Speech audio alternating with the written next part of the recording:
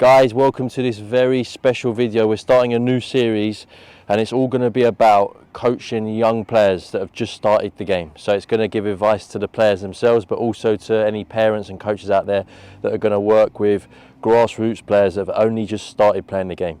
And the first thing we're going to do is introduce Eva here. Eva, wave to the camera. There you go. Say hello. How old are you, Eva? I'm 10. You're 10 years old. So I've been coaching Eva for probably about 7 or 8 months now, on a one-to-one basis. And what we're going to work on today is just a very simple exercise in terms of controlling the ball.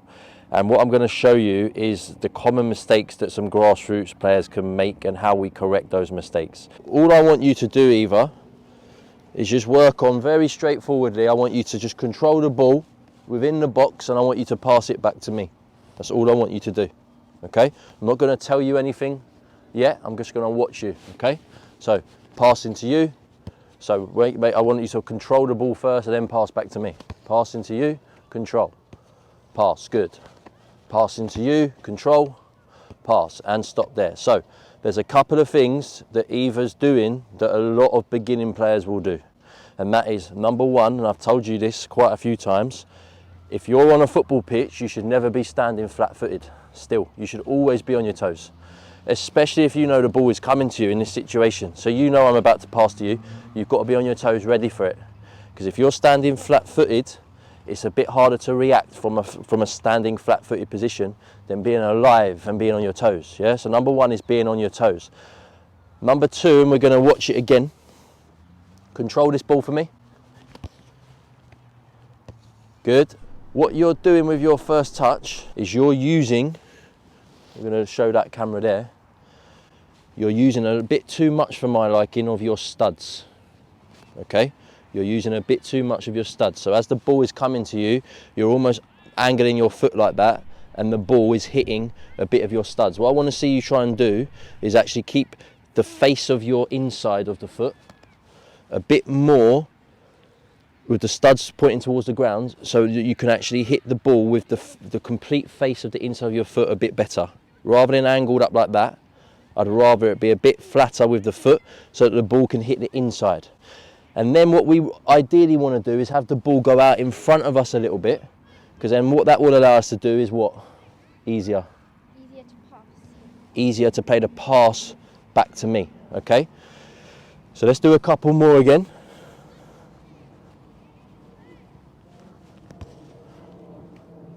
Good. So I want you to get all of that lever, all of that nice bit of leather on the boot, on the inside of the foot. I want you to touch the middle of the ball with the ball. Good. Now I want you to drop back a little bit more in the box. I want you to see if you can get your touch going a bit further forwards. And stop there. So what you see a lot of young players do is put your foot down on the ball and stop it right underneath where you're standing. Because now I've not got the space, the ball is not out in space for me to do my next thing, which might be to dribble, it might be to pass. So when we control the ball, we really do want to, pass to me, use the inside to just push the ball out in front of us. So now just that little bit of space, I can now step to the ball to make a pass, or I can start to dribble. The key is it lets me do the next thing quicker, yeah? Rather than if I stamp on the ball, then I've got to take another touch. Okay, so when we control the ball, we always want to use that inside part of our foot. Right, let's see another couple from you. Out in front of you, play. Let's try and get it a bit further out in front. Use the inside of the foot. Good, that's better, that's better. That's perfect, good. And one more. Yeah, those last two were perfect, Eva, perfect. All right, so that's if you know you're going to pass the ball back to me. So you're controlling the ball in your close surroundings. Now, what if I said that I wanted you to take your first touch and move the ball in a certain direction? So if I wanted you to take your first touch and I wanted you to go left or right, okay? So we're going to use this box. And if I shout left or right, all I want you to do, imagine you've got 2 doors to your left or right, and you're going to take the ball out through one of those doorways. So me and you have done this a few times before. So as I pass the ball to you here, if I shouted, let's say right, which is that way for you, you could use, what could you do? What feet could you use? What parts of the feet could you use to move the ball that way? Foot to bring it out. Yeah, perfect. And what else could you do? So you could use your left foot inside to push it out that way. What else could you do? How could you use your right foot? Outside of my right. Perfect. You could use the outside of your right foot to push it out that way. So this exercise is looking at, it doesn't matter how you get it out to the left or right. It could be your left foot, it could be your right foot. But what we want to do is we want to work both parts of the feet, the inside and the outside, to push it out. Now, when we push it out of the doorway, after we've done that, I want you to pass back to me. So if we take a little touch to the left or right, but it doesn't go outside the box, that's not what we're trying to do. We want to see you go through the doorway, left or right door. So if I shout right, through the doorway, you've got to get up to speed with the ball, and then you've got to pass it back to me. Let's have a couple of goes at that. Ready? Left. Touch out with the inside right, and then play. Good. Okay, excellent. You use your left foot to pass it to me as well. Because what you will see, guys, and I'll just jump in here for people that might be coaching grassroots players, if they're right-footed, they would come out to this side, and then they would try and use their right foot. So they would try and maybe jab at the ball with their right foot here, or they would even come around the ball and then pass with their right foot, which obviously takes more time. And we want to encourage young players to be able to use their weaker foot. Okay, so always when you're coaching young players, if the ball's on their weaker foot, encourage them to use it. Okay, and encourage them by saying to them, it doesn't matter if you don't get it right. The most important thing is that you're trying to use your weaker foot at the right moment. Okay, because it would make no sense for me to try and play this pass to Eva with my right foot, which is my strong foot, like this, or coming around the ball to pass the ball. You have to be doing things that are on that side. Okay? Right, ready? So if I don't say anything, I want you to just pass back to me. If I shout left or right, you can take that touch left or right. Good. Good. Right. Touch and play. Okay, where did your first touch go there? Did it go slightly to the side, slightly to behind you? And a bit behind. So what did that make it difficult? How did that make the pass difficult for you? Well, it wasn't out of the box. So it would have been much harder for me to pass it back. Okay, you did get it out of the box, but it wasn't ahead of you. It was like almost a little bit behind you.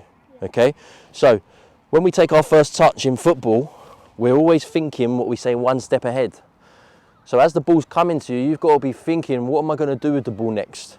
If you know what you're going to do with the ball next, that's going to dictate what you do with your first touch. So if I'm telling you that you've got to pass the ball back to me in this drill, your first touch really should always be out to the left or right, but slightly ahead of you, because then as you approach the ball, you're still coming slightly forwards and you can pass the ball a bit easier. Yeah? Okay, let's do a couple more.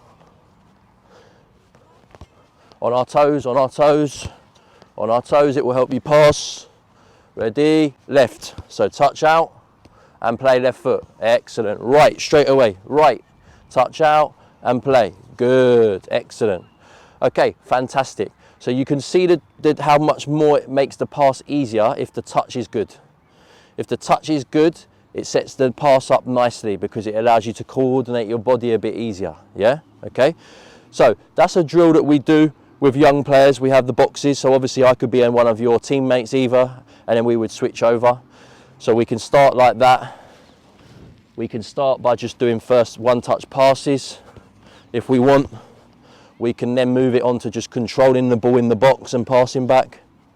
We can then move on to saying where this partner says left or right. So you say left or right to me. Right. So I can take a touch out here to the right side and then play back to Eva and get back in the box. That's a very simple drill we do. You just need 4 cones and a ball, yeah? And we're working that first touch.